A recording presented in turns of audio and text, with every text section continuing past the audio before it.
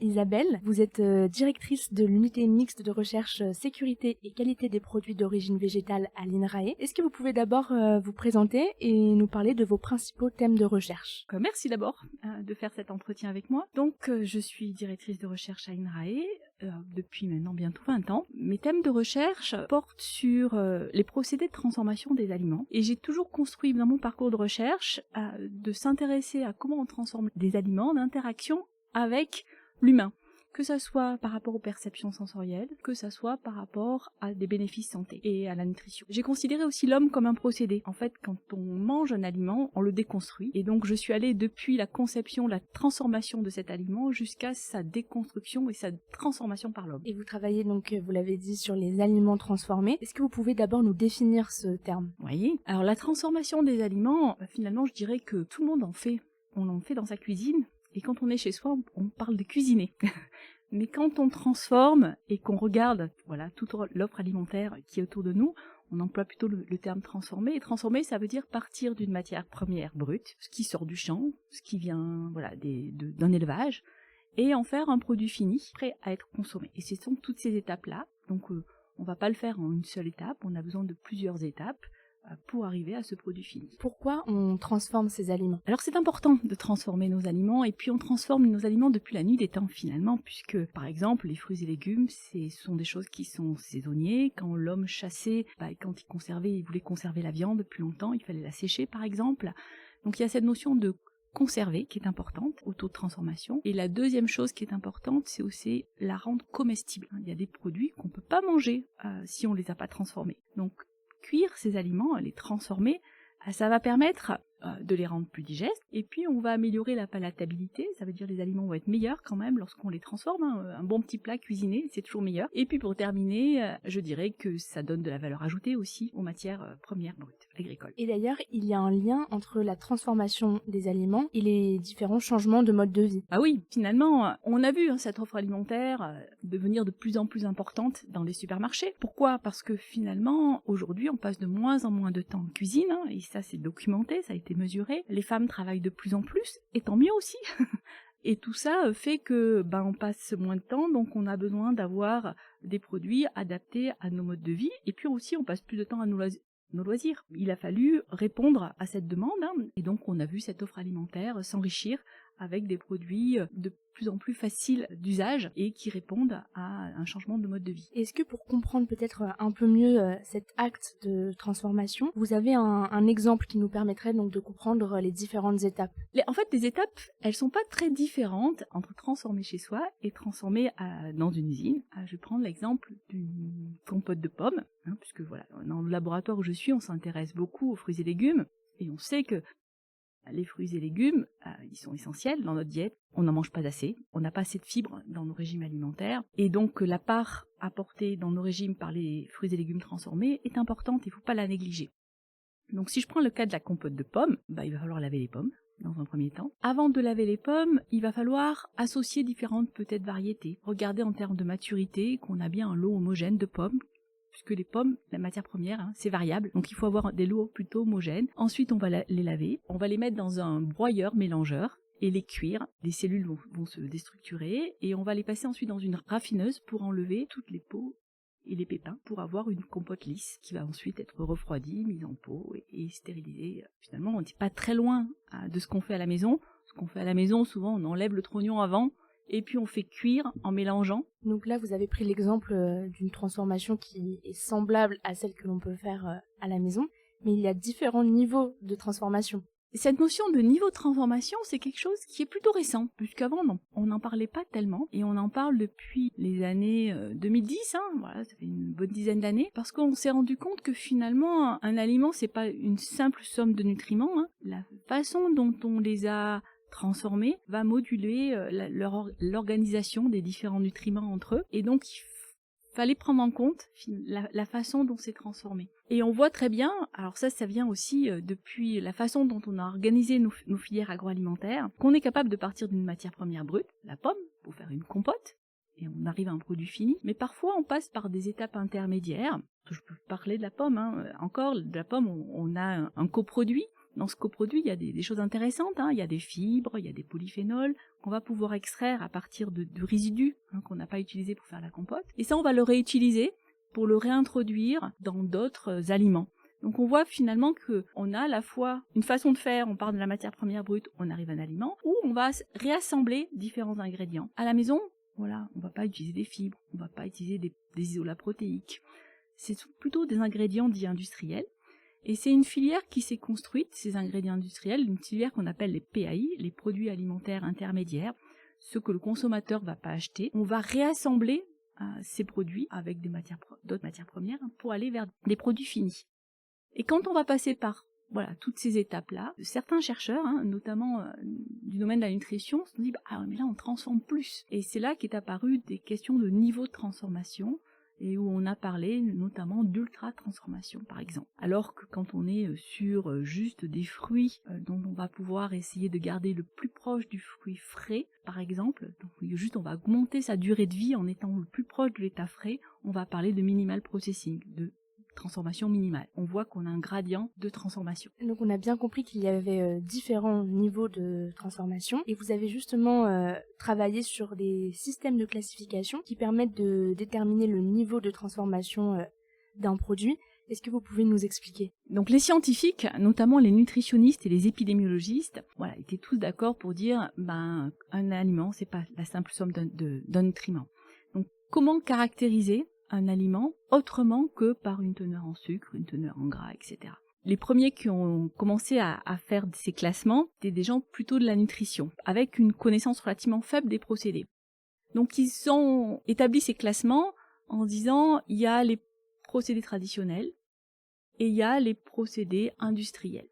Et donc on va déjà faire cette différence. Et puis il y a aussi la question d'échelle de transformation, il y a ce qu'on est capable de faire à l'échelle artisanale, et ce qu'on fait à l'échelle industrielle. Et avec ça, ils ont donné des exemples.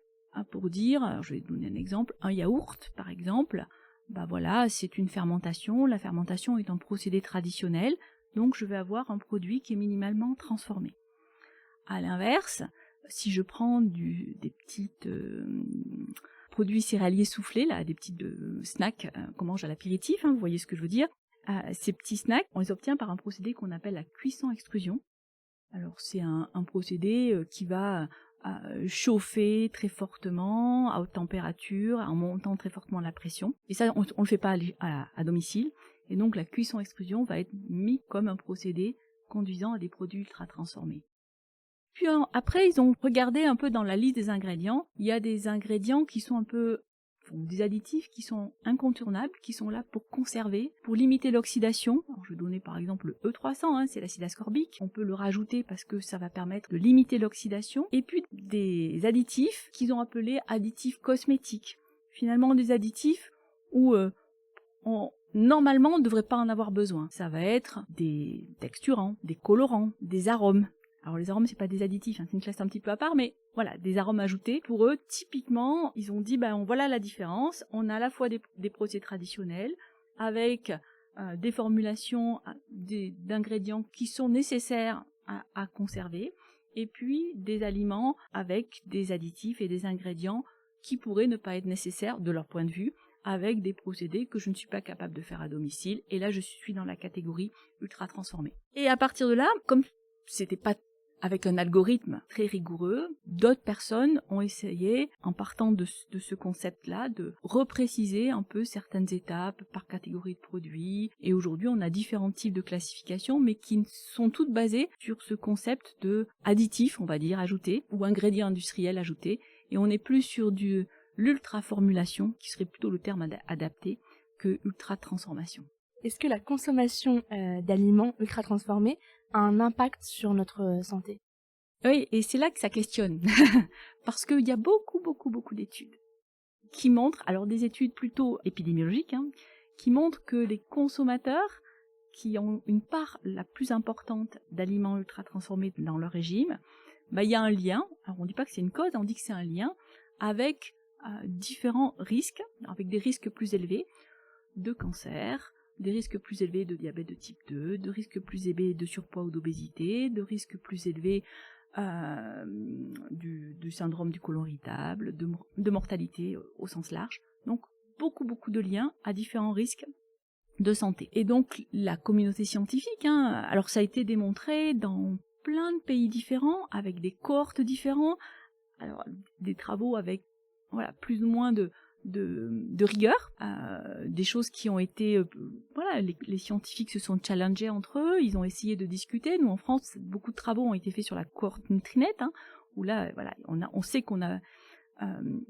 une connaissance des régimes alimentaires des nutrinotes, qui sont les gens qui participent à cette cohorte et qui renseignent leur régime, qui est relativement précise, et des choses qui ont été démontrées aussi à l'échelle de la population française sur la cohorte Nutrinet. Donc de fait qu'on trouve dans plein de pays, sur plein de cohortes, ces liens, ces corrélations, on se dit il faut essayer de comprendre qu'est-ce qu'il y a derrière ces corrélations et pourquoi, lorsque des consommateurs consomment plus d'aliments ultra transformés, c'est associé à des risques de santé tels que le cancer ou le diabète. Est-ce qu'aujourd'hui, il est possible, peut-être pour réduire justement ces risques, de mieux transformer ? Oui, pour moi, dans les années 70-80, on a fait le choix de dire on a besoin de standardiser la matière première agricole qui est variable, et pour ça, on va utiliser des additifs et appliquer toujours le même procédé. Et aujourd'hui, on se dit, mais non, on a des connaissances, on est capable de mieux piloter les procédés et peut-être de faire en sorte d'adapter les procédés et les transformations à la variabilité de la matière première agricole. On a aussi la connaissance de cette variabilité. On peut aussi interagir mieux avec l'amont agricole et peut-être, plutôt que d'imposer un type de variété, je vais prendre le cas de la pomme encore, c'est la golden ou ses descendants, mais qui est essentiellement plantée, alors qu'il y a un nombre de variétés qui est très importante sur la pomme. Si on connaît mieux ces variétés, si on fait de la diversité cultivée en amont agricole, c'est bien mieux en termes d'agroécologie, c'est bien mieux en termes de résilience vis-à-vis du climat. Et si on sait transformer et associer et piloter toute cette chaîne de transformation, donc interaction entre l'amont agricole et l'aval, on va mieux transformer, évidemment. Voilà, c'est dans ces directions-là qu'on a envie de conduire des travaux de recherche. Alors ça va vers l'instrumentation des procédés, ça va vers de la modélisation, du pilotage, tout ça pour limiter aussi le nombre d'additifs, comme limiter une sélection variétale qui serait trop importante et qui n'irait pas dans le sens d'une transition agroécologique. Est-ce que du coup, ça nécessite des travaux de partenariat avec les industriels ? Oui, quand on est chercheur dans nos domaines, la façon de travailler avec les industriels, elle est relativement riche. C'est eux qui sont confrontés à plein de problèmes et qui en collaborant avec nous font part de leurs difficultés, de leurs questionnements. Et nous, on doit les reformuler en questions de recherche et ça nous fait avancer aussi sur des questions de recherche. Et donc ce partenariat, il est intéressant et il nous fait aussi avancer sur nos questions de recherche. Et finalement, les industriels, aujourd'hui, ils se posent beaucoup de questions sur, faire un aliment sain. Voilà, on a des outils aujourd'hui, on sait qu'il faut moins de sel, on sait qu'il faut moins d'additifs, et ils sont aussi très concernés par ces questions d'ultra-transformation, et finalement, qu'est-ce qu'on doit faire ? Alors on n'a pas toutes les réponses, parce que les études épidémiologiques ont montré ces liens entre ultra-transformation et puis santé. Mais maintenant, il faut comprendre aussi, mieux transformer. Donc moi, j'ai donné un exemple, par rapport à, on va dire, le système alimentaire dans sa globalité et la nécessité de faire le lien avec l'amont agricole. Mais il y a aussi le pilotage des procédés, il y a aussi peut-être des procédés moins intenses en température. Peut-être au lieu de faire un traitement thermique à très haute température, on peut utiliser plusieurs opérations, mais plus douces. Voilà, il y a beaucoup de stratégies comme ça. On appelle ça les hurdle technologies, qu'on va pouvoir mettre en place pour moins impacter la qualité des matières premières et aller vers des produits plus sains et aussi plus durables, parce que c'est aussi une question importante dans la transformation, donc consommer moins d'énergie et moins d'eau. Est-ce que ces volontés de changement de la part des industriels, de mieux transformer, ça vient aussi répondre à une volonté du consommateur ? Je dirais que ça vient de deux choses. À la fois d'une volonté, le consommateur est de plus en plus quand même conscient des liens entre alimentation et santé. Il y a quand même des populations qui n'ont pas accès qui n'ont pas chez eux de quoi cuisiner. Moi, je pense aux étudiants, par exemple. Quand on est étudiant, on peut être concerné par son alimentation, mais pas sûr que tous les étudiants ont des bons régimes alimentaires parce qu'ils n'ont pas forcément ce qu'il faut dans leur chambre, parce qu'ils n'ont pas forcément le budget, etc. Il y a une partie quand même de la population qui fait attention à leur régime alimentaire. La notion de naturalité, on voit que c'est des choses dans lesquelles les industriels sont assez attentifs et ils essayent de travailler autour de cette notion de naturalité. Et puis il y a les politiques publiques. Donc aujourd'hui, pour éclairer les consommateurs, on réfléchit à un affichage nutritionnel. Alors, il y a des choses qui existent déjà, hein. Puis il y a des choses où les industriels peuvent adhérer. Hein. Je vais donner l'exemple du Nutri-Score, hein, qui aujourd'hui est affiché sur les emballages. Et il y a des choses qui vont également arriver sur l'affichage environnemental, l'éco-score. Donc on voit bien que les industriels, bien évidemment, ils sont au courant de ces politiques publiques. Et donc ils se disent, il faut bien prendre en compte à la fois le volet environnemental, à la fois le sourcing des matières premières, à la fois le volet nutritionnel, tout en répondant aux attentes des consommateurs. Donc c'est tout ça qui fait bouger aussi, et puis les nouvelles connaissances scientifiques, qui fait bouger pour aller vers mieux transformer nos aliments. Vous l'avez évoqué, il y a le Nutri-Score qui permet justement aux consommateurs de se repérer quand ils font leurs courses. On le trouve donc sur certains produits. Est-ce que vous pouvez revenir un peu sur cette initiative ? Le Nutri-Score est un affichage nutritionnel simplifié qui a été mis en place en France. On a comparé différentes façons d'informer le consommateur. Alors le consommateur, il avait déjà quand même l'information, puisqu'on a une liste d'ingrédients et on a un tableau qui nous donne des valeurs nutritionnelles pour 100 grammes des aliments. Mais cette table nutritionnelle, on se rend bien compte qu'elle est complexe et que tout le monde n'a pas le temps de lire et la liste des ingrédients et la table nutritionnelle. Donc l'idée, c'était de dire comment je peux informer les consommateurs de façon plus simple. Alors il n'y a pas de score parfait, mais les travaux scientifiques, on savait qu'il y a des nutriments qui sont plutôt bénéfiques, comme les protéines, comme les fibres, et puis des nutriments qu'il faut plutôt limiter, comme le sel, le sucre, c'est des choses un peu qui sont issues de la littérature scientifique, de connaissances scientifiques. Et à partir de là, on a fait des pondérations, et on a fait une échelle qu'on a pondérée, et puis derrière des notes qui vont de A à E. L'idée était à un coup d'œil, que le consommateur puisse avoir des éléments de comparaison, par exemple, entre deux produits d'une même catégorie, voire entre des produits de différentes catégories. Alors j'ai dit, il n'y a pas de score parfait, et on voit tous les débats qu'il y a aujourd'hui autour de ce Nutri-Score, à l'échelle européenne, même à l'échelle de la France. Dans les choses très bien, c'est qu'il y a un algorithme, et tout le monde peut l'appliquer de la même façon. Ce qui n'est pas le cas des classifications selon le niveau de transformation, puisqu'on n'a pas d'algorithme. J'ai dit que c'était des règles. Voilà. Et là, au moins, on a un algorithme, c'est clair. Tout le monde peut l'appliquer. La difficulté, c'est que il est fait pour 100 grammes de produit et qu'on mange pas tout le temps 100 grammes. Donc la notion de portion est importante, mais ils y ont réfléchi, bien sûr, les gens qui ont mis en place une Nutri-Score, et c'était compliqué parce que la portion, c'est la portion pour qui ? C'est la portion pour un enfant, c'est la portion pour un adulte. Donc finalement, 100 grammes, c'était le consensus qui a été adopté. Et puis ce qui est bien, c'est que les scores, on peut les faire évoluer. C'est le cas pour le Nutri-Score. Il y a une révision de ce Nutri-Score. Donc il n'est pas parfait, mais quand on regarde l'offre alimentaire, il a permis de faire évoluer l'offre alimentaire. Les industriels se le sont appropriés et aujourd'hui ils savent optimiser leurs recettes par rapport à ce Nutri-Score. Donc avec des choses plutôt positives en termes de reformulation. Merci beaucoup.